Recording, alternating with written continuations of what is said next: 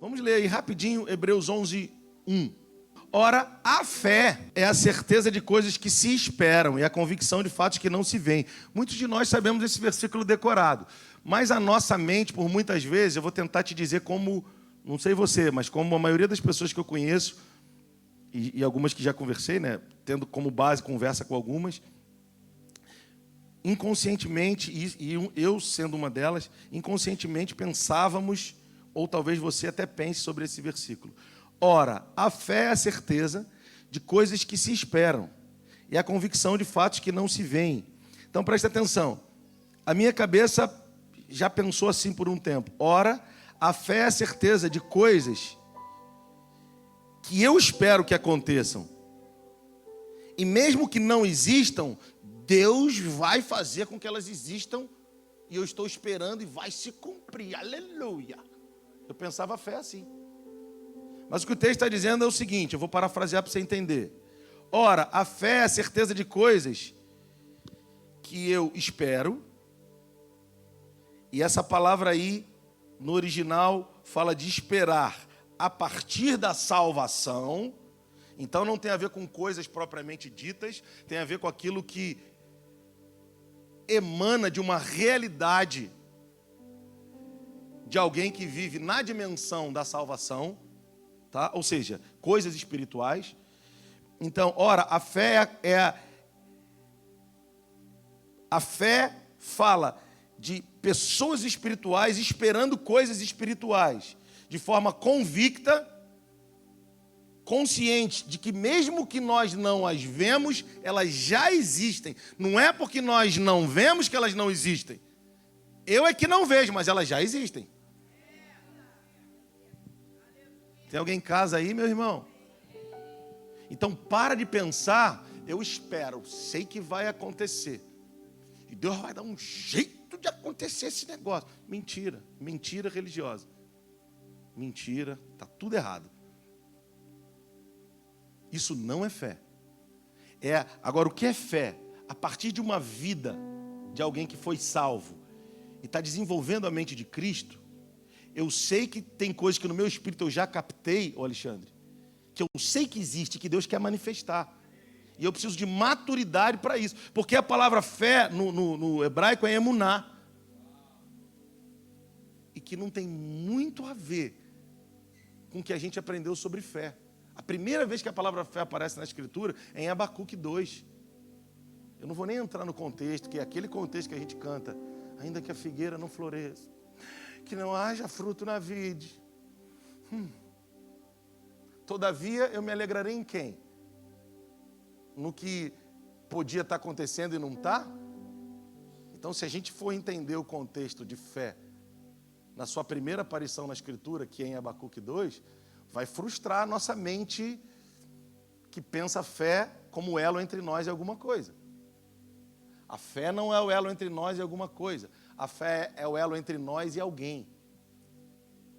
Obrigado. Alguém, uma pessoa? Não, eu já vou explicar isso.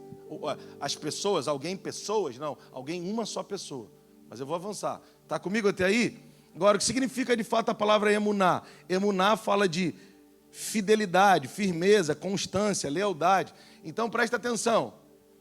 Alguém que vive pela fé não é alguém que está esperando alguma coisa para o satisfazer. É alguém que é firme, mesmo que as coisas que não o satisfaçam naquele momento não estejam acontecendo. É firme, é fiel, é constante, porque anda, vive, corre como alguém que vê o invisível.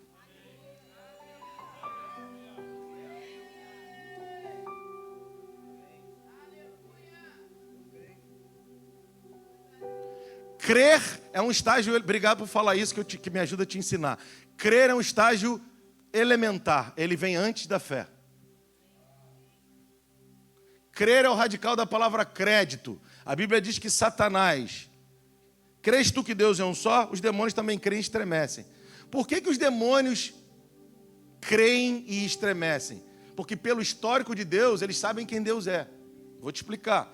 Imagina, crédito liberado para aposentado e pensionista. O banco não é bom. Ele já retém na fonte, meu amigo. Tem margem? Quer fazer um empréstimo? Faz. O pagamento nem chega na sua mão. Porque você é funcionário público há 20 anos, 30 anos. Teoricamente, né, no último, pelo menos funcionários públicos municipais, no último prefeito teve atraso. Mas eu sei porque meu pai é funcionário público, então eu acompanho um pouco o histórico dele já de muitos anos. E funcionário público é sinônimo de pagamento no dia certo, de não atraso. Houve aí, né, pelo menos para os municipais, mas já foi ajustado no novo prefeito. O que você quer dizer com isso? Então não é que o banco é bonzinho, é porque ele sabe que no dia X o teu salário vai estar lá e ele vai arrancar antes de você ter acesso a ele. Então crédito tem a ver com Deus é poderoso. Irmão, quem disse que você ou eu somos bons porque sabemos disso? Satanás é mais crente que muitos de nós, porque ele sabe disso e estremece desse fato. E a gente já nem estremece, não digo você, né? Muitos de nós, possivelmente, nem estremecemos desse fato. Então, crer é elementar. Crer, se a gente pode deixar claro, de uma forma clara para você, crer é o que eu preciso para ser salvo, mas para viver a vida do reino eu preciso viver pela fé. Crer é a porta, crer é o que eu preciso para adentrar a porta, mas viver pela fé é o que eu preciso para completar a carreira. Irmão, vai dando aleluia só para eu saber que você entendeu mesmo. Eu creio. E daí, irmão? Ah, pastor, mas já é grande coisa. Os demônios creem e não só creem, eles estremecem. Tem crente que está sonífero na igreja, está... Tem demônio mais crente que muito crente na minha geração. Estou falando besteira, irmão? Então, crer é o radical da palavra crédito. Então, a instituição de crédito, ela acredita e por isso acredita na sua conta o valor, porque ela conhece o seu histórico. Pastor, no espiritual, como é que fica isso? Não tem a ver com saber sobre o que Deus já fez. Isso aí qualquer pessoa mais ou menos religiosa, de bom senso, sabe, até de outras religiões, sabem que Deus é poderoso, criou os céus e a terra, e aleluia. Tem os ateus, enfim, mas os evolucionistas, né? Enfim. Mas de uma forma ou de outra, a maioria das pessoas que nós conhecemos e nos relacionamos, e até aquela velha história, até o ateu, eu sou ateu, graças a Deus, mas de uma forma geral, a maioria das pessoas com quem convivemos, o Brasil de uma forma geral, as pessoas acreditam que Deus é poderoso por causa do seu histórico. O Brasil é um país cristão, católico, conservador, ok. Mas até aí a gente está no bolo, irmão. A questão é se a gente já transicionou desse lugar religioso, de conhecermos Deus por seu histórico, por tudo que Ele já fez, que Ele é, que o nosso vovô, nossa vovó viveu. Porque é muito interessante eu poder abrir essa janela, e eu já vou fechar, senão eu fico só na janela e não volto, eu preciso parar com isso. É muito interessante pensar em Juízes 6, quando, cara, isso é muito lindo, quando o Senhor diz para Gideão assim, Gideão diz para o Senhor assim, o que foi que aconteceu de todas as maravilhas que os nossos pais nos contaram? É fundamental que contemos para os nossos filhos. É fundamental que sentemos com eles e contemos a eles. Precisamos fazer isso. Amém, glória a Deus, aleluia. Mas isso ainda está no campo do crer. Porque fala do histórico de Deus, como Deus é poderoso. É aquela velha, eu já vou voltar em Juízes 6, aquela velha história da água. Não adianta eu estar com sede e ler a composição da água. Não adianta eu estar com fome e ler a composição de algum alimento com alto valor nutricional. O que adianta é eu com sede beber a água. O que adianta é eu com fome comer o alimento com alto valor nutricional. Saber o que eu vou comer é importante, mas depois eu preciso comer. Saber o que eu preciso beber é importante, mas depois eu preciso beber. Não dá para ficar só sabendo. Agora eu estou sabendo. Estou sabendo que Deus é poderoso, estou sabendo que Ele faz milagres, estou sabendo que minha tataravó, mulher de Deus, mulher de Deus. Isso está no campo do crer, fala de acreditar, fala na história pregressa, nesse caso de alguém, de uma casa, de uma família. Tem alguém comigo aí? Agora a fé é o andar a partir do caminho que foi pavimentado pela vovó. Daqui para frente é que se anda. Não dá, irmão, para ficar olhando para trás e dizer o que a avó... Eu preciso honrar o que eles fizeram, preciso aprender com eles. Mas eu preciso assumir a minha responsabilidade de continuar. Isso é fé. Qual é o que eu falei de Juízes 6? Porque Gideão fala, o que foi que aconteceu de todas as maravilhas que nossos pais nos contaram? Olha que coisa linda. Deus não entra nem nesse mérito com ele. Primeiro exorta, né? Eu não vou entrar aqui, senão a gente vai levar tempo. Mas depois ele diz assim, Gideão, eu sou contigo. E você vai destruir os midianitas como se eles fossem um só homem. Deus não entrou na lamúria de Gideão. Que não era uma nesse versículo não era uma lamúria tão alta. Era só realmente, poxa, você fez tantas coisas no meio do nosso povo, no tempo dos meus pais. Tá bom, Gideão, mas a partir de agora, você continua pela fé. Tem alguém em casa aí? Então é importante que você entenda, fé não é a criação de novas coisas, porque eu espero que aconteça e Deus vai fazer, porque Ele vai me honrar. Esquece, joga esse tipo de pensamento no lixo. Então o que é fé? É algo que alguém que a partir de uma vida de salvo, que já está numa dimensão de alguém que creu para a salvação, agora tem convicção para viver algo que mesmo que eu não veja com os meus olhos, eu tenho convicção no meu espírito que Deus está procurando a minha vida para manifestar na minha geração. Quem está comigo aí? Porque foi pela fé que os antigos, versículo 2, obtiveram bom testemunho. Testemunho de quem? De Deus. Porque eles andavam com Deus.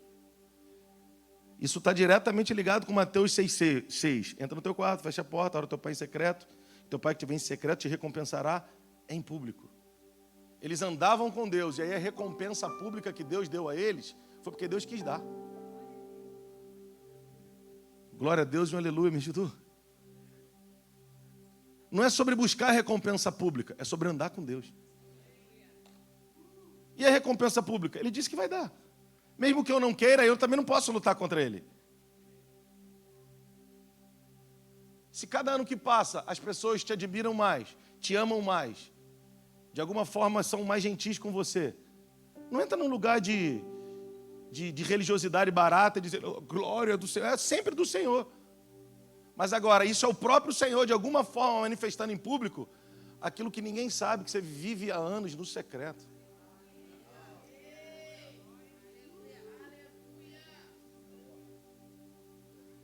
Então não busca reconhecimento em público, busca relacionamento com Deus no secreto.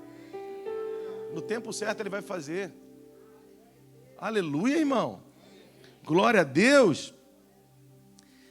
Porque pela fé, nós entendemos que o universo foi formado, criado pela palavra de Deus, de maneira que o visível veio a existir das coisas que não aparecem. Paulo disse o seguinte, não nesse texto, né? Porque aí não temos certeza que foi Paulo, embora eu acho que foi. Mas Paulo diz o seguinte, nós não nos atentamos para as coisas que se veem, porque as coisas que se veem, elas são temporais, mas as que não se veem é que são eternas.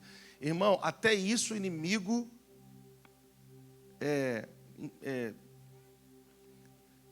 na nossa cabeça confundiu. A gente está querendo que o visível dê luz ao invisível. Se a gente vê, a gente é racional na calculadora, a gente é racional em tudo. Só que a Bíblia está dizendo que pela fé, nós já entendemos, temos convicção de que aquilo que eu vejo hoje estava nas entranhas daquilo que eu não posso ver. O que eu não posso ver que deu a luz ao que eu posso ver, e não o contrário. Então, homens e mulheres que andam pela fé, precisam entender o que Deus disse a Abraão. Leste lerá, sai de ti para te encontrar contigo mesmo, ou sai de ti para ti mesmo. Sai da tua terra e da tua parentela. Você pode fazer teus cálculos, vai dar tudo errado. No cálculo. E vai para a terra que eu te mostrarei. Ou seja, me mostra, Deus, se eu te mostrar a grandeza do que eu quero que você viva, eu vou ter que te mostrar o tamanho do processo que eu quero que você encare. Você vai querer ver? De repente, se você vê o tamanho do processo que você vai precisar encarar para viver a grandeza do que eu tenho dito, você vai deprimir. Aí a gente vai dando essas respostas evangélicas, sai fora, desiste, pensando só em nós. Não, vamos mostrar esse negócio. Sai fora, desiste e arruína a vida de muita gente, inclusive dos nossos filhos. A gente precisa trazer a coisa para o nível que o escritor de Hebreus, no capítulo 12, versículo 1, que é o texto base, está nos chamando. Nós também estamos rodeados de tão grande número de testemunhas. Nós não podemos ser irresponsáveis com a corrida. Não dá para pensar só na noite mal dormida que eu tive ou em alguma coisa que não deu muito certo. Eu preciso pensar em quem está me observando correr, quem está aprendendo comigo o movimento. Ou quem está aprendendo comigo a preguiça, ou quem está aprendendo comigo a murmuração. Eu preciso pensar nisso. Amém? Então, pela fé, nós entendemos que o universo foi formado por aquilo que Deus disse, de maneira que o que se vê, veio a existir das coisas que a gente não consegue ver. O invisível estava grávido e gerou o visível. Por isso que Paulo disse, não estou nesse lugar de vocês, eu não atento para as coisas que se podem ver. Por isso, quando eu digo para você, o que está não é o que é, você precisa acreditar. E não é uma frase de autoajuda. É só para você mudar a tua mente e dizer, tá, o que está não é o que é. Mas você deve se perguntar, e o que eu preciso fazer, como eu devo me posturar, para que de fato o que é se manifeste naquilo que está. É sobre uma nova postura, não é sobre um desejo juvenil, irmão. Porque se eu pudesse pensar nas analogias esportivas que Paulo usa, que o escritor de Hebreus usa no capítulo 12, agora sim. Obrigado, gente. Na analogia esportivas que Paulo usa no capítulo 12, primeiro ele está falando sobre corrida, mas num determinado versículo ele fala assim, na luta contra o pecado ele entrou em outro esporte. Ele começa falando de corrida. Depois ele já fala de luta. Na luta contra o pecado, vocês não resistiram até o sangue. Metáforas esportivas para falar da nossa jornada com Cristo. E o cara vai dizer, o meu chamado? Que chamado, irmão? É uma jornada, bota isso na sua cabeça. Jornada coletiva, eu vou falar um pouco sobre isso. É uma jornada coletiva. Pensa, irmão. Pensa e estoura essa caixa aí. Metanoia é pensar fora da caixa, desgraçada, limitada da nossa mente caída por causa do pecado. O homem usava 100% da sua capacidade cerebral até o pecado. A partir do pecado, no máximo 10%. Um gênio usa 12%. Ele é só alguém um pouquinho mais esforçado. É genial. Isso é comprovado cientificamente. Alguém genial usa 12%, se eu não me engano, até no máximo 13%, não sei, por cento da sua capacidade cerebral.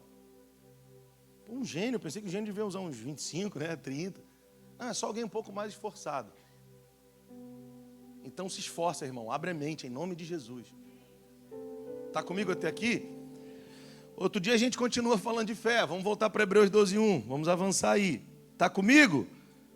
Então, por favor, irmão, não para de... Só concluindo esse assunto fé. Então, para de pensar que fé é crer. Crer fala de acreditar, fala de crédito. Fala de alguém que acredita na história de alguém, por isso acredita a essa pessoa algum bem, algum valor. Não é porque a pessoa é boa, é porque ela já sabe que você paga. Agora, andar pela fé, cara, andar pela fé é ter convicção de que já está tudo pronto e que Deus está precisando e procurando, na nossa geração, homens e mulheres que tenham a emuná de Abraão. Qual que é a emuná? Por que a emuná de Abraão? Que tenham a confiança de Abraão. Fidelidade em que Deus disse. Porque a maior marca de Abraão, a gente fala, o pai da fé porque ele conquistou. Não, foi porque obedeceu. Ele obedeceu sem saber para onde estava indo. Por favor, irmão, eu gosto desses meu Deus assim mais acentuados, porque não dá para você voltar para casa sem entender que postura tomar nesses dias. Quem está comigo até aí? Abraão não foi o pai da fé porque realizou. Abraão foi o pai da fé porque obedeceu. Não é sobre realizar, é sobre obedecer. E à medida que eu obedeço, eu realizo muito mais do que pessoas comuns. Pela fé, o escritor de Hebreus diz que estes homens, que chamamos de heróis da fé, alcançaram um bom testemunho do Senhor. Esses são dias que o Senhor está buscando na minha e na tua vida, homens e mulheres que possam abrir mão das suas cobiças pessoais para corrermos a carreira em emuná, ou com consciência clara do que é fé, com fidelidade, obediência naquilo que Ele diz. Amém? Quem está comigo? Firmeza, constância, tudo isso, todos esses são significados de emuná. Está comigo até aí? Então, a fé é saber que viver pela fé, é saber que já está pronto. Mas Ele não vai me mostrar.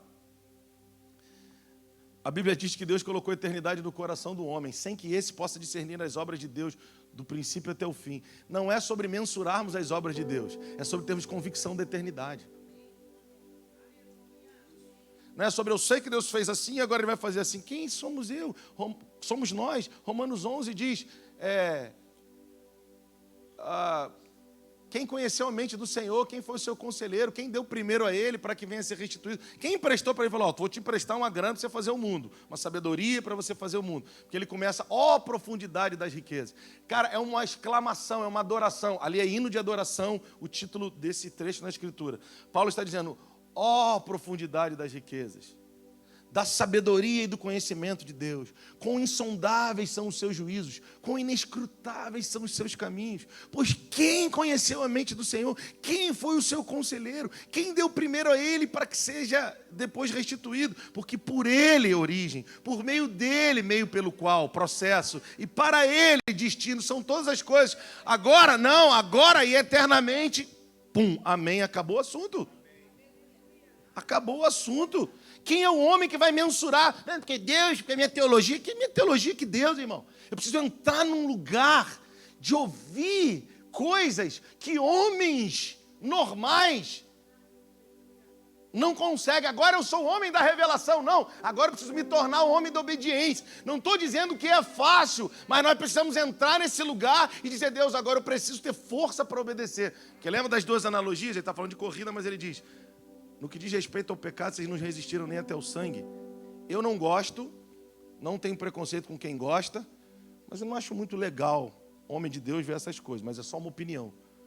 Mas se você é ávido por ver lutas de UFC, um quebrando a cara do outro, ensanguentando tudo por dinheiro, numa hipocrisia generalizada, porque briga de galo não pode. O galo não pode machucar o outro, mas o ser humano pode dar cotovelada até arrancar tudo do outro. E tem de mulher também. Mas tudo bem, isso é um problema de quem faz. É só porque eu lembrei, estava jantando com os irmãos ontem, esse assunto surgiu, né? Aí eu lembrei e falei.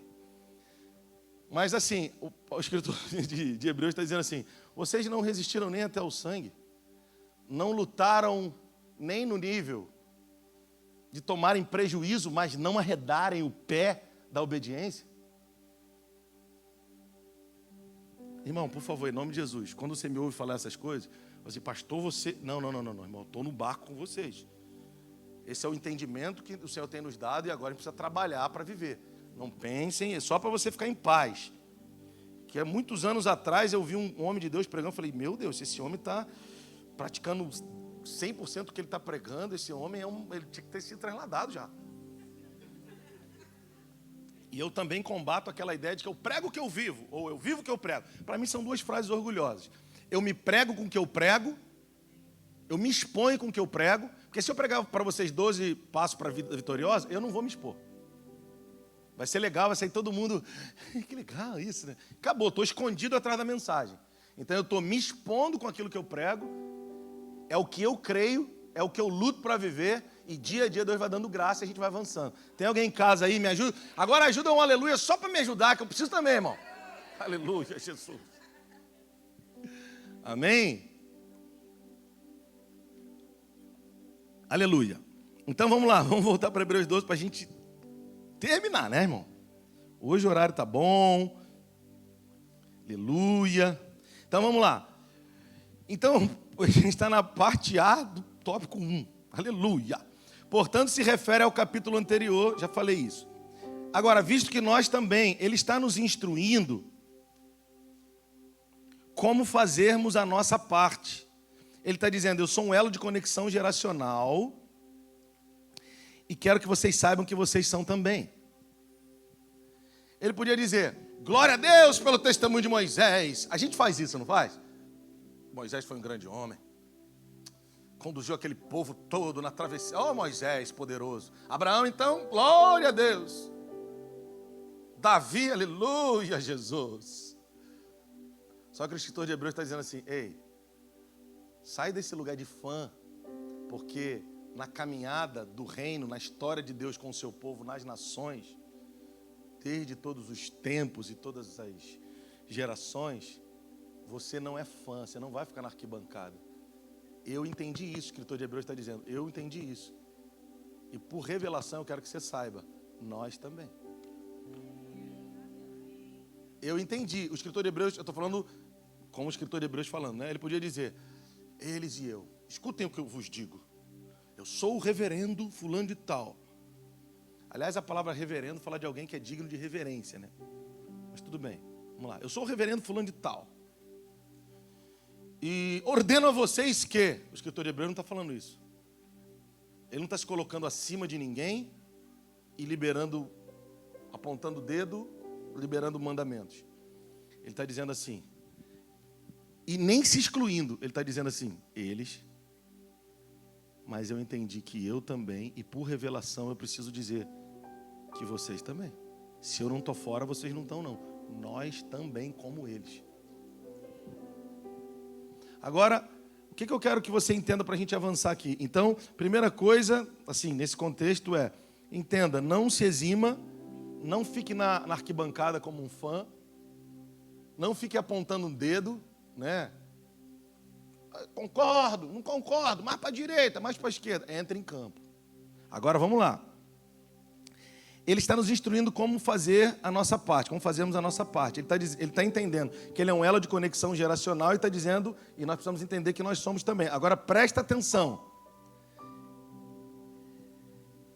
Ele está dizendo assim, portanto, nós também, que estamos rodeados de tão grande nuvem de testemunhas, deixemos todo peso e pecado que tão de perto nos rodeia. Então, presta atenção. Estamos rodeados de tão grande nuvem de testemunhas e precisamos, vamos pensar nisso, correr com perseverança a carreira que nos está proposta. Então, o que está proposto para nós, irmãos? Corremos com perseverança o quê? Uma carreira. Agora, vamos lá. Vamos considerar algumas coisas para a gente avançar. Então, quando ele fala sobre peso, a palavra no original aí fala de massa. Massa pesada. E a analogia não tem como, ele usa mais de uma, inclusive, falando de esporte aqui, mas vamos pensar nessa específica, que ele está falando de correr. É aquilo que o Juscelio falou, todo ministro que vai falar de Hebreus 12:1, porque é o que o escritor de Hebreus pensou quando escreveu isso, lógico. Então você vai pensar, alguém vê maratonista correndo de moletom, terno e gravata? Se a gente viu alguma coisa, o cara tendo uma boa performance em grandes movimentações ou em grandes corridas de terno e gravata, só em Hollywood, né? Mas na vida real, como corre um corredor? Short cada mais fino possível, camiseta mais fina possível, tênis mais leve possível, com absorção de impacto, impulsionamento, tudo isso a gente já sabe. Então ele está dizendo assim, ó, vamos deixar todo o peso. E a gente sabe que o significado clássico da palavra pecado é errar o alvo. Então, tudo que é massa pesada vai nos impedir de alcançarmos o alvo. Vai nos impedir de chegarmos onde temos que chegar. Ou de acertarmos o alvo como precisamos acertar. Então, todo peso que eu não tiro da minha vida vira pecado. Seja na prática, porque eu vivo passivamente com aquele peso. Então, ele vira um pecado nocivo, danoso, uma iniquidade, enraiza com uma iniquidade, passa até para as próximas gerações da minha casa. E no aspecto prático, acorda, irmão, em nome de Jesus, eu queria que você pensasse. Não fica pensando que eu estou aqui contando histórias religiosas para te convencer. Eu não vivo para isso. Eu estou só, como já falei, eu sou voz do que clama. A gente ouve uma voz e tenta repetir o que o Senhor está falando.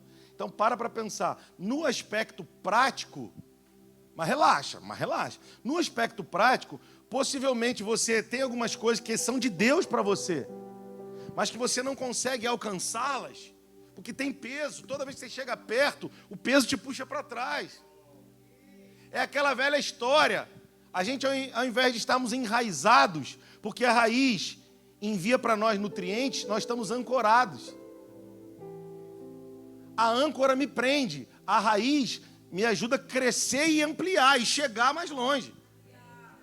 Então esse é um parente só para você pensar a vida de igreja. Amém? Mas vamos lá. Só foi só um parente. Então vamos lá. Então eu estou pesado, então eu até consigo teoricamente chegar perto. No aspecto prático, vai pensando em coisas da sua vida que são de Deus mesmo. Ele já falou para você, mas está carregando peso. E o escritor hebreu está dizendo, esses pesos que hoje te impedem de chegar, amanhã podem impedir os seus filhos de chegarem. Então você vai ter que ser intencional para se desembaraçar desses pesos. E desembaraçar, olha aqui para mim, irmão. Não tem a ver com arrebentar uma linha de pipa que estava amarradinha. Desembaraçar é difícil, irmão.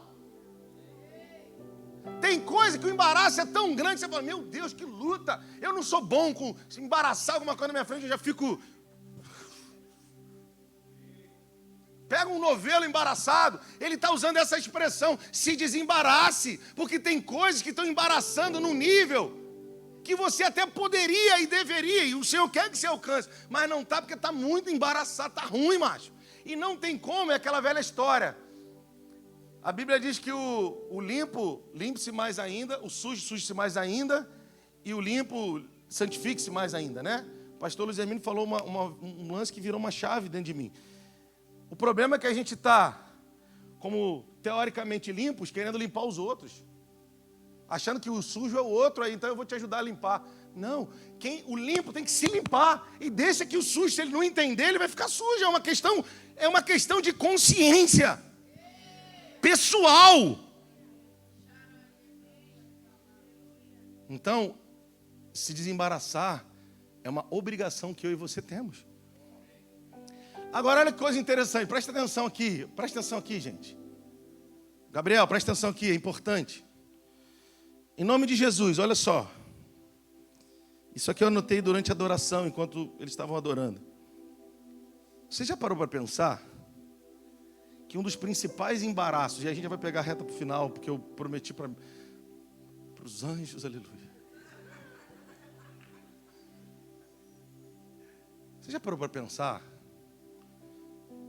que um dos principais embaraços, um dos possíveis, ou um possível principal embaraço na nossa vida, de corrermos com perseverança, porque não é sobre corrermos, né? Porque, irmão, startar a corrida, muitos de nós já startamos. Correr até uma certa distância, a gente já correu. Agora, quero ver com perseverança, chuva, sol, quero ver praticando emuná, vivendo emuná, com perseverança. Estou desanimado. Sim, irmão. Tem dia que eu acordo com a minha mente. Olha só, cara. A palavra ânimo fala de vida dentro. Então nunca mais diga que você está desanimado. Você está sendo induzido pela sua mente a pensar que está desanimado. Porque você aprendeu, ou eu aprendi, nós aprendemos a vivermos motivados. Alguém motivado precisa de um motivo do lado de fora. Alguém animado já tem vida dentro. Aí o inimigo quer fazer você pensar que ânimo e motivação são a mesma coisa. Ou do mesmo andar. Motivo, andar humano. Ânimo, andar espiritual. Lembra? Assim como os céus são mais altos do que a terra. São duas realidades. A da terra e a do céu. Você escolhe. Quem está comigo até aí? Então vamos continuar. Então, para pensar que possivelmente um dos principais motivos pelo qual eu posso estar pesado na corrida é o fato de eu correr sozinho. Pastor, não, eu não corro sozinho não, pastor, eu corro com um monte de gente. Presta atenção. Agora presta atenção aqui no tio, em nome de Jesus. Não é para gravar não, é para prestar atenção mesmo. Presta atenção. Um dos principais motivos pelo qual você pode estar aquém na corrida proposta é correr sozinho. Agora presta atenção. Às vezes, você até tem pessoas do seu lado, mas será que você está do lado delas? Eu vou explicar isso melhor. Às vezes tem um monte de gente querendo te ajudar. Não é te ajudar porque você é pobre coitado, é porque Deus colocou elas na sua vida para te ajudar a correr a carreira que está proposta, a não desistir. Mas o problema é que um dos pesos geracionais que nós carregamos é o orgulho, é o egoísmo. Tem um monte de gente que Deus coloca, não estou dizendo que é um montão, estou dizendo X número de pessoas. Não pensa no montão também não, que sejam duas ou três conexões-chave que Deus te deu. Mas às vezes, Daniel, o meu coração está cobiçoso por coisas que os meus pais cobiçaram, peso de nas gerações passadas. Eu não dissino no meu coração e continuo me movendo pela cobiça dos meus pais. E sabe o que acontece comigo? Tem gente que Deus está colocando para me ajudar. Deus coloca uma igreja como a nossa. Deus coloca companheiros dentro dessa igreja. Tem gente, irmão, que se relaciona... Claro, isso acontece em todos os ministérios, eu sei que acontece. Mas tem pessoas que vêm um da China ou da Noruega. Se encontram na nossa igreja, casa, constitui família. Dezenas e dezenas e dezenas. Aí entra no aspecto da gratidão que o Mastrângelo falou. Em nome de Jesus, quando eu conheci o pastor Luiz Hermínio e como consequência os outros, sabe o que aconteceu comigo? Aquela história, presta atenção, deixa eu só dar um pulo lá no Gênesis, eu volto e termina, calma. Lembra de Abraão, que entrou na guerra para salvar Ló? Quando ele volta, o rei de Sodoma fala, parabéns, teu desempenho foi maravilhoso. Me dá agora as pessoas e fica com os bens. Eu não quero aqui apontar dedo para lugar nenhum, mas só pensa. Quantos anos nós passamos em situações que eram comércio de pessoas. Eu te dou poder na minha instituição, eu te posiciono na minha instituição, você vai ganhar dinheiro, eu te posiciono na minha instituição. Porque você é o cara, você venceu a guerra de 4 reis contra 5. Abraão, sábio, ele diz o quê? Não, eu não quero, só pago os meninos. Só pago o salário deles, é isso aí é digno, é deles, eu não quero mais nada. Mas quando Abraão, foi você que andou falando isso um dia desse, não foi? O Rafael ministrou, isso também me pegou. Ele falou, aí quando ele se encontra com Melquisedeque, é uma outra proposta, o rei de Salém, o rei de Sodoma, não vou entrar muito aqui no mérito para explicar, senão o tempo vai acabar mesmo. Vem o rei de Salém, que era uma proposta do céu. A conversa não era dinheiro, era bendito seja Abraão pelo Deus Altíssimo, bendito seja o Deus Altíssimo que entregou seus inimigos nas suas mãos. Abraão não hesitou, não tinha conversa de troca de favores. A conversa ali era, a proposta era pão e vinho, comunhão do céu com a terra. E Abraão deu dízimo. O que eu quero dizer para você é o seguinte, em nome de Jesus, vamos voltar para Hebreus 12:1 para a gente pegar aqui e concluir. O que eu quero dizer é o seguinte, o Senhor tem conectado pessoas a você, mas você tem discernido essas pessoas? Você tem discernido aquelas que você tem que desconectar e discernido aquelas que você tem que conectar com força? Porque para correr a carreira proposta tem pesos. E pesos que alguns dos pesos que os nossos pais carregaram, não é porque eles eram maus, é porque não tinham a revelação no nível que nós temos. Não que temos a revelação das galáxias, é porque a revelação é progressiva. Os nossos filhos terão mais revelação que nós. Ao mesmo tempo terão que ter mais responsabilidade que nós. Ai, mas é real. Agora, você já discerniu quem Deus te deu de presente para que você pare de correr uma carreira solitária para correr uma carreira coletiva? Porque o escritor de Hebreus diz, nós também, ele está dizendo eu também, ou você também. Nós, no reino de Deus, a linguagem é na primeira pessoa, a conjugação verbal é na primeira pessoa do plural. Então, você já parou para pensar que você pode estar vivendo aquém, porque o principal peso é que você está tentando correr sozinho? Porque às vezes o Senhor colocou pessoas do teu lado, mas você não está do lado delas. Deus colocou do teu lado, mas você segue só os seus interesses. E as pessoas do teu lado estão te ajudando porque elas entendem o interesse de Deus a teu respeito. Mas você continua seguindo o teu. O Senhor está dizendo, cara, eu estou te colocando pessoas do lado. E você está ignorando elas porque está indo para o teu objetivo. Daqui a pouco você volta. E as pessoas estão ali 1 hora. Pode ser que elas não estejam mais. Tem alguém em casa aí, gente? Em nome de Jesus. Em nome de Jesus, irmão. Já discerniu quem te ajuda a correr a corrida coletiva? Você já discerniu quem são as pessoas que te ajudam a correr a corrida coletiva, familiar? Explica, pastor. As pessoas que te ajudam a entender vida em família? Ou você continua fugindo e se perdendo nas tuas carências? A gente precisa aprender a ouvir, Mastrângelo, pessoas que às vezes não dizem como a vovó dizia, mas que dizem o que a gente precisa ouvir. Ninguém está falando de ignorância aqui, não. A gente está falando de verdade, a gente não está acostumado a ouvir a verdade. A gente não está acostumado a ouvir a verdade. A gente aprendeu a viver num mundo de fantasia, de mentira. A gente aprendeu a viver num baile de máscaras. Mas quem fala a verdade é tido como... E essa geração, isso é o espírito do anticristo dominando a mente já dessa geração para manipular.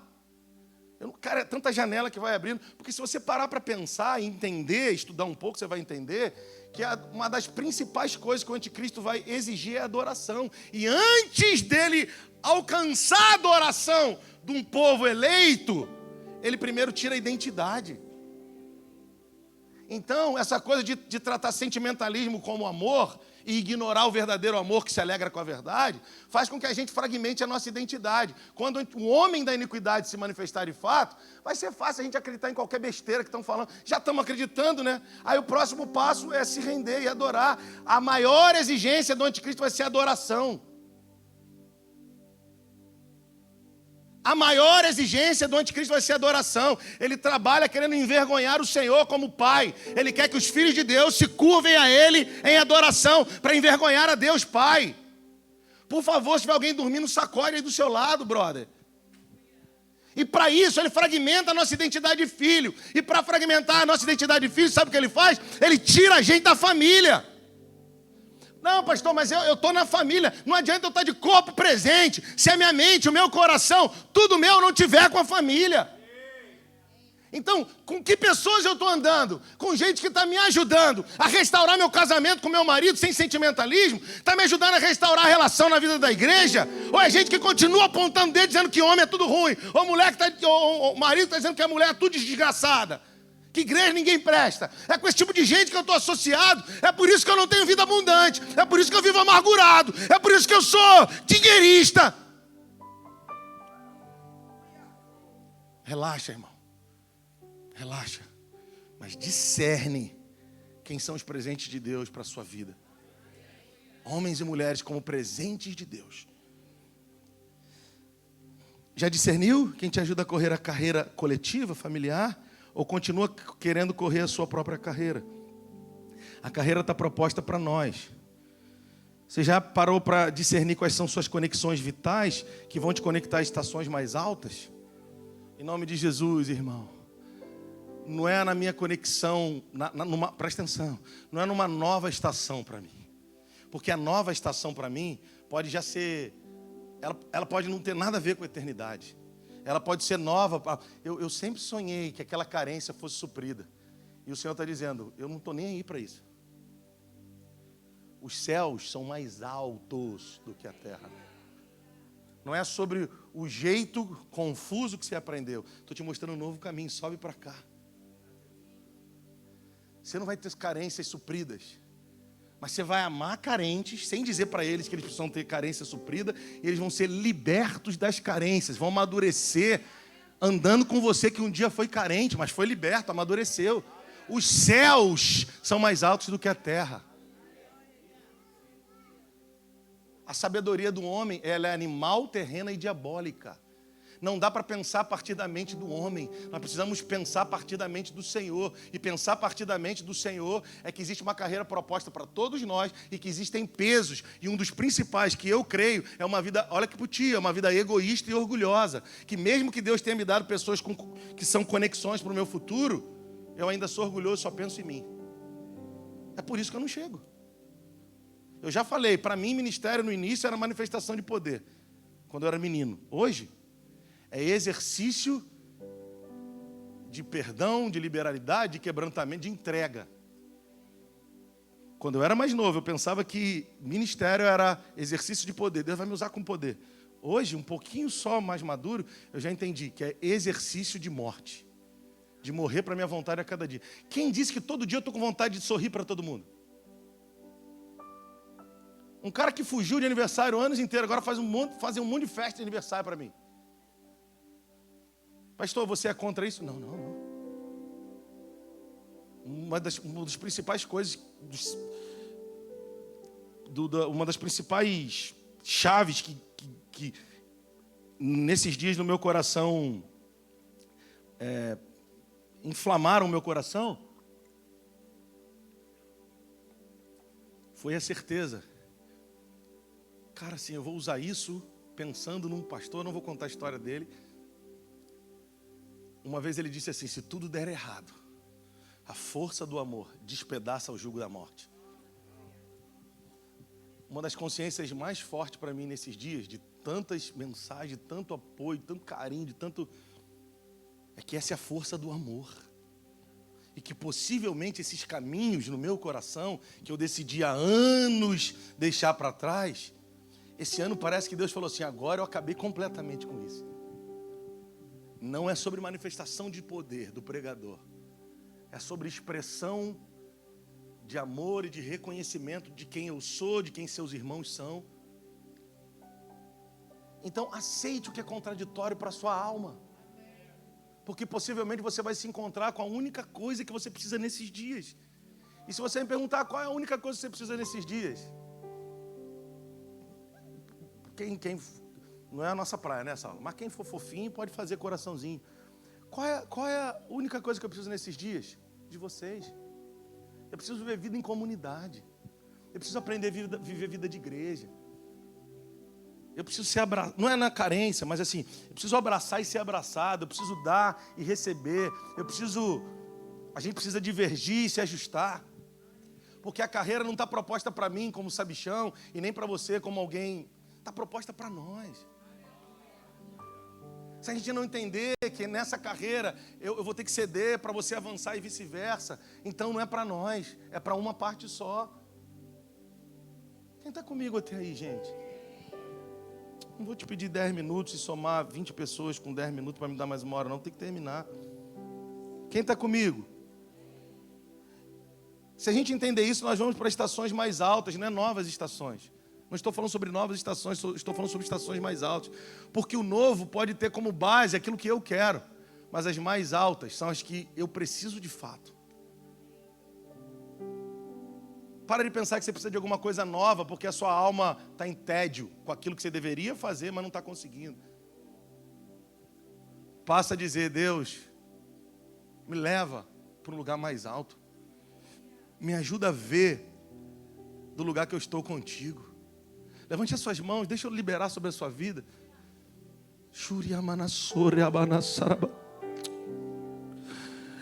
Ah, Deus, me ajuda com essas coisas. Enquanto eu estou falando, atravessa na minha frente Ezequiel 37. Levante as suas mãos.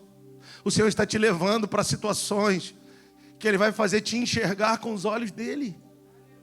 Ele está dizendo: está caótico, o que você queria foi que eu resolvesse. Muito bem, eu não resolvi esses anos todos, não foi? Foi para esperar esse momento de você entender que eu ia fazer através de você. Nós dois juntos, cara. Então abre a tua boca, sobe para cá primeiro e abre a tua boca e profetiza, porque eu estava esperando por esse dia, o dia em que você pudesse olhar com responsabilidade para aquilo que você clamou a mim, mas eu esperei você amadurecer para usar você, eu e você entraríamos juntos nessa para mudar realidades. Então libere sobre a sua casa, libere sobre os seus filhos, libere sobre as realidades e diga: não é sobre mim, é sobre o que Deus está fazendo a partir de 2 ou 3. Não é mais sobre o que eu penso, é sobre... A gente já fala isso muito, conferência, fala de conferir, não fala de um encontro para A ou para B. Nós vamos voltar a fazer conferências para conferirmos. O que Deus está falando conosco, vamos conferir. Vamos conferir, mas precisamos de gente madura no profético para isso. Vem uma profeta e fala tudo que... Não. Nós precisamos de homens e mulheres que entendam desse assunto. Mas, pastor, mas como a gente faz para aprender, para saber? Está disposto a sentar quantas horas numa sala de aula? Está disposto a pagar para alguém ficar com os meninos, para a gente ficar horas e horas numa sala de aula? A gente precisa aprender, precisa romper com a ignorância. Pastor, mas a vida está muito corrida. Claro, eu estou correndo a minha carreira. Pastor, a sua não é, a minha mas eu aprendi a correr, estou aprendendo a correr, não mais a minha, estou aprendendo a correr a nossa. Quem está comigo aí? Aleluia! Glória a Deus. Já falei isso. Grande nuvem de testemunhos nos traz a ideia de que estamos numa arena. E a convicção que a gente precisa ter, e eu concluo aqui hoje, é que tem pessoas observando o nosso progresso, tendo a nossa fé como modelo, porque nós continuamos a história. Eu vou avançar mais nos próximos encontros, mas só umazinha. Eu preciso começar da próxima vez daqui. Eu creio que eu vou conseguir. Porque esses pesos, para você não ir para casa sem clareza disso, podem ser manias familiares, modo de vida que até foram tidos como bons ou eficientes por algum momento, mas hoje são pesos que te impedem de chegar e de acertar o alvo. Quando eu falo sobre identidade, eu falo sobre quando as pessoas chegam para nós, quem já nos ouviu sabe, dizem assim: você é igualzinho o teu pai, ou igualzinho a tua mãe. Não precisa levantar a mão. Isso é uma crítica ou é um elogio? Depende. Às vezes tem gente xingando, tá? Às vezes tem gente elogiando. Às vezes essa mesma pessoa que um dia disse você é igualzinho ao teu pai pode estar te elogiando num dia e no outro te xingando. Por favor, pensa nisso. Pastor, o que fazer então? Fácil. Colossenses 3:5. Não precisa abrir. A gente fala disso outro dia. O que glorifica a Deus do que nós herdamos do nosso jeito dos nossos pais? Vamos potencializar. Pastor, como eu sei o que glorificava a Deus no jeito dos meus pais? E que eu herdei esse jeito? A Escritura é o prumo. Traz para a Escritura. Ela é o prumo. Tá? Na dúvida, pergunta um discipulador, um pastor, um líder de convívio. Quem está comigo até aí? Agora, pastor.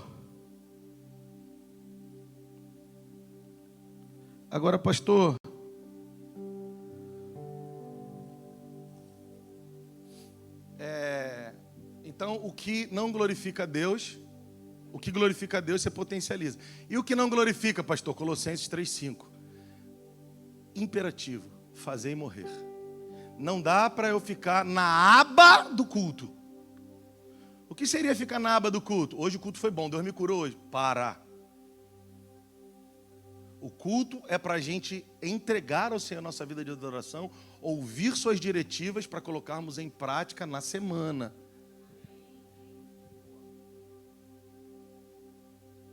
Então não dá mais para ficar na aba do culto, a gente não é criança. O que fazer, pastor, então? Está escrito, fazer e morrer. Se quiser associar com não resististes até o sangue. Como eu faço morrer? Vamos ter que lutar com força para fazer morrer algumas coisas que estão impregnadas em nós desde os nossos pais. Não é uma mensagem pesada, não. Eu quero que você entenda só. Então, simples assim. O que é de Deus, que eu carrego no meu jeito, que eu recebi dos meus pais, eu potencializo. O que não é, eu faço morrer. Ah, o meu pastor que vai fazer morrer? Não, fazei você morrer. Está escrito. Faça morrer a vossa natureza carnal. Isso é, cada um de nós vamos precisar identificar o que é carnal em nós. Se a nossa língua nos leva a um lugar de carnalidade, se a nossa religiosidade, porque a Bíblia diz assim, ó, como diz outro, essa aí, a Bíblia diz assim, bem-aventurado o homem que não é reprovado naquilo que aprova.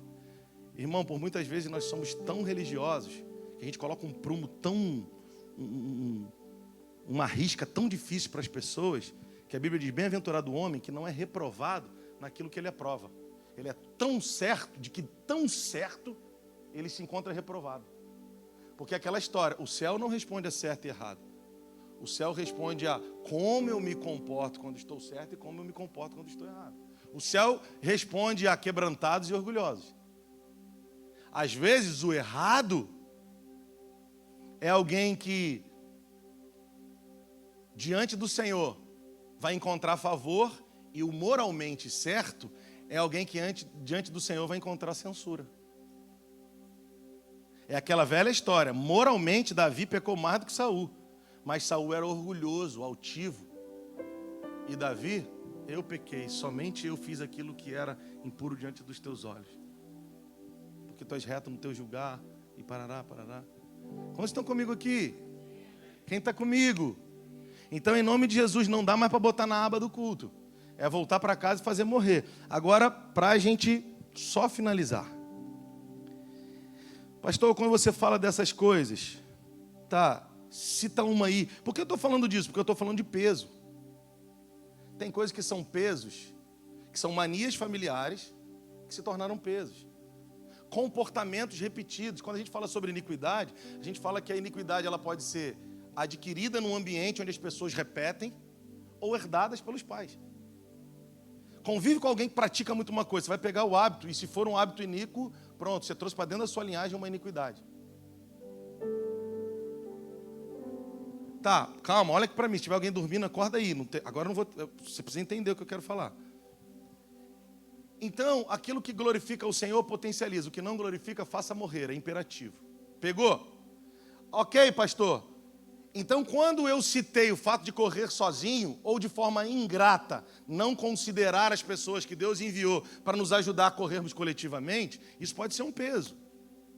E quando eu aponto para os nossos pais, eu não estou apontando o dedo, eu estou falando de coisas que eles já nem imaginavam, tadinhos. Em muitas coisas, a maioria das coisas que nossos pais tentaram fazer foi certo. No que eles tropeçaram foi por ignorância, foi por falta de revelação de Deus sobre os assuntos que o Senhor está nos revelando hoje.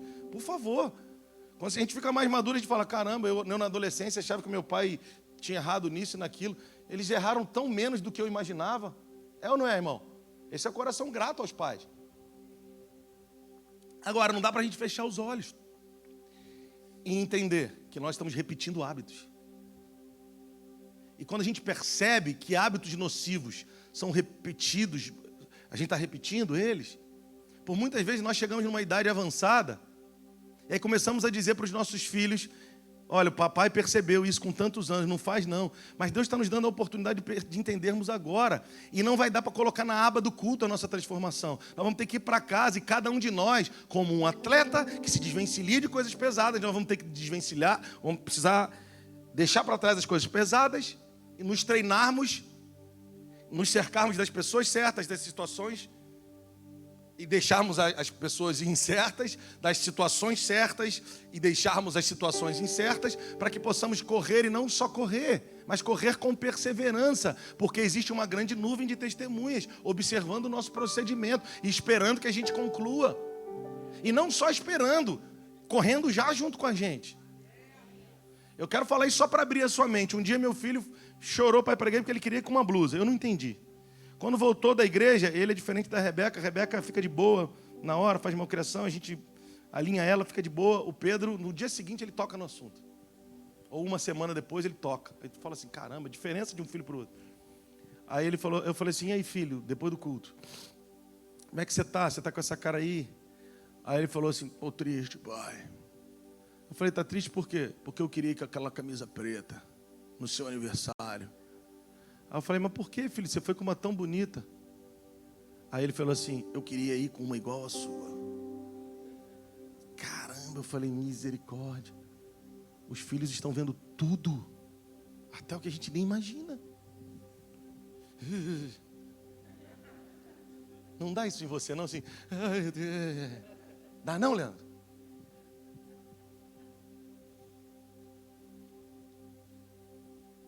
Então, correr uma carreira. Estou trabalhando muito. Isso é muito comum no Brasil. Estou trabalhando muito, uma vida dura. 90% dos brasileiros acho que das nossas famílias viveram isso. Mas Deus está dizendo, correndo. Por que você não aprende a correr? Por que você não aprende a correr? Por que você não corre a carreira certa? Existe uma carreira propósito. O pastor Rafael, a gente estava em reunião ontem de manhã, ele falou algo fantástico.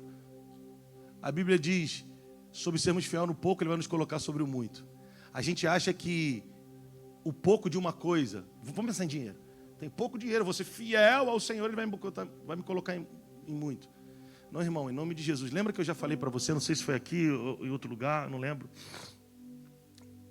que eu falei sobre aquele negócio que a gente aprende com os entendidos aí, os coachings, sobre você não pode empreender só num negócio, né? Os empreendedores. Nós precisamos botar os ovos em várias cestinhas. Isso é bom para a gente ensinar o quê? O pastor Rafael, a gente estava de reunião ontem de manhã, ele falou isso. Ser fiel no pouco não é pensar numa cestinha, cesta do dinheiro. Sou fiel aqui. Não, irmão, tem um monte de cestinha. Tem a cestinha do dinheiro, mas tem a cestinha da tua vida com Deus. Tem a cestinha da tua vida com a tua esposa, da vida com a tua esposa. Tem a cestinha da relação com os teus filhos. Tem a cestinha da relação com os teus companheiros de ministério. Tem a cestinha da relação com os teus pastores. Tem a cestinha da relação com os teus amigos de trabalho, com os vizinhos no condomínio. Vai andando, lembra de Hebreus 11:1? Vai andando como alguém que já vive na dimensão da salvação.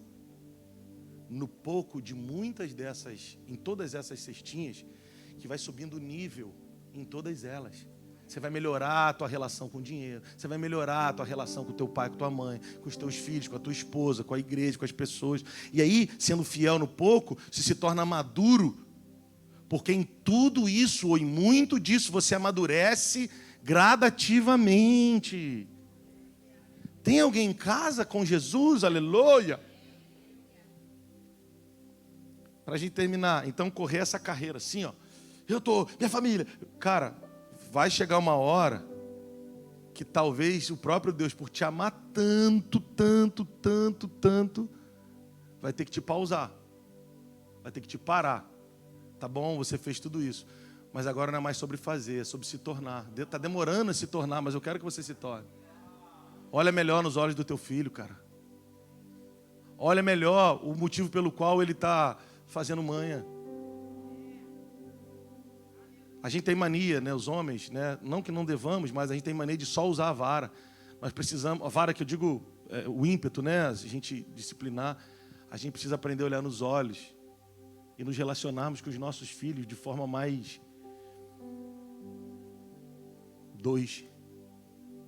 coletiva, nós. Tem alguém aí? Só mais uma e eu vou desligar agora. Eu vou falar e vou desligar. Você aprendeu com seu pai que você tem que ser legal, gente boa, presta atenção aqui, gente boa com todo mundo, ou alguém leal? O carioca é legal, mas falta em nós lealdade. Tem gente que você chama para a tua festa, mas não confia nem no carro, muito menos, nem a chave do teu carro. Por quê? Porque gente legal, a gente está cercado. Mas gente leal tem que achar.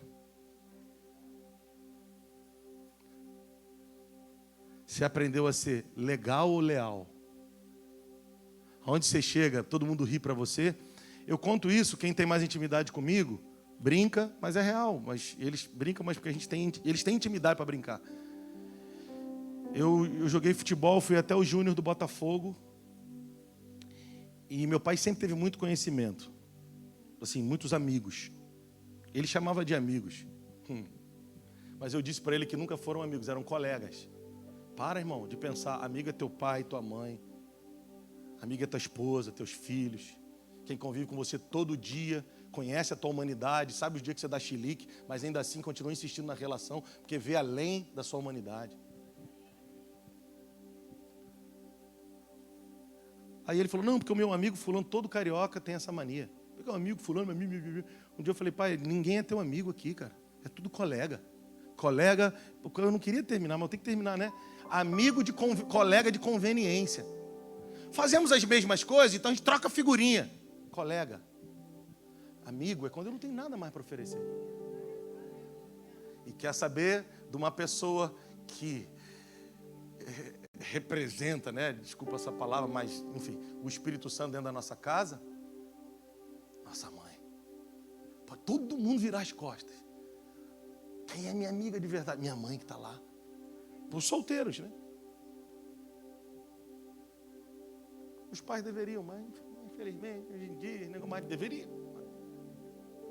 E quando a gente é casado? Não sei no teu casamento. No meu está de boa já há alguns anos, graças a Deus. Mas já quebrou os pau pesados também. Daniel, para quem está contigo? É a Valerinha, né, irmão? Então, a gente precisa deixar o coleguismo. Olha aqui para mim, presta atenção, gente. A gente precisa deixar o coleguismo de lado. A gente precisa parar de querer ser legal com as pessoas. Vamos ser leais às conexões que Deus nos deu. Presta atenção aqui. Vamos precisar deixar de ser legal com as pessoas. Vamos ser leais com as conexões que Deus nos trouxe. Porque o legal pode ser legal aqui, ó. Mas o leal, quando não tem luzes, quando ninguém está vendo, ele continua leal. Eu vou desligar aqui para a gente continuar a semana que vem. Tem gente que tem poucos amigos, porque os muitos que já tiveram perceberam seus enroscos. Eu vou desligar. Vou te explicar essa para não ficar na tua mente. Só te explicar. Tem gente que reclama de que ninguém gosta de andar. Ah, ninguém anda comigo, ninguém me dá. Isso acontece na igreja, no trabalho. A gente precisa perceber se talvez as pessoas que convivem com a gente, elas se enroscam na vida quando andam. Passei a andar com fulano de tal, minha vida enroscou. Não é que a culpa é do fulano de tal, mas é que um influencia o outro a viver uma vida embolada, enrascada, porque não tem conduta de corredor consciente. Então tem gente que desistiu. Irmão, olha o que eu vou falar, é pesado, mas eu vou terminar. Não é que eu desisti, mas tem gente que eu parei. Então, isso é sinônimo, né? Se não fosse sinônimo, tem gente que você fala 1000 vezes. 1000 vezes, a pessoa não entende. Aí as pessoas ao redor que querem correr uma corrida coletiva, chega uma hora que elas falam assim, não dá para andar aquele cara, tudo dele é enrosco, tudo dele é jeitinho, tudo dele tem um amigo do amigo, da avó, da tia, tudo dele é um outro negocinho, uma paradinha, mas não tem disciplina para correr carreira nenhuma. As pessoas começam a perceber, mais cedo ou mais tarde, quem que é o Senhor. Não estou falando de crente não, tem ímpio que quer viver, quer se converter de verdade. Não dá mais para andar. Aí o cara reclama. Ninguém me liga, ninguém me procura, ninguém fala comigo. As pessoas percebem, gente.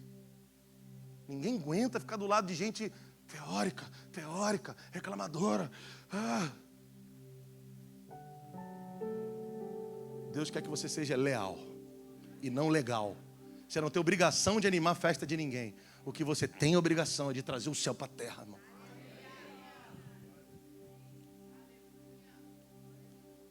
Por que você está falando isso, pastor? Porque isso pode ser um peso que a gente herdou dos nossos pais. Meu pai era líder da associação de moradores lá no bairro.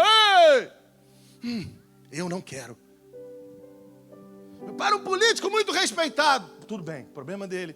Legal, meu pai era o Tiãozinho de Acari. Legal.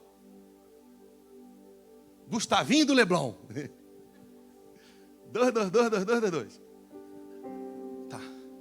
Mas o que eu quero nesses dias é manifestar a lealdade de Deus nas conexões que Ele me deu, para que eu possa correr a carreira e ajudar as pessoas a correrem também. Existe uma carreira proposta no céu. Se eu pudesse associar com Filipenses 3, 13 e 14, que está diretamente ligada à soberana vocação de Cristo Jesus, que eu tenho em Cristo Jesus. Eu nasci para manifestar a vontade de Deus na terra, e eu vou precisar me desconectar daquilo que é peso para a minha vida e daqueles que são peso para a minha vida, e me conectar com aquilo e com aqueles que imprimem velocidade na nossa corrida.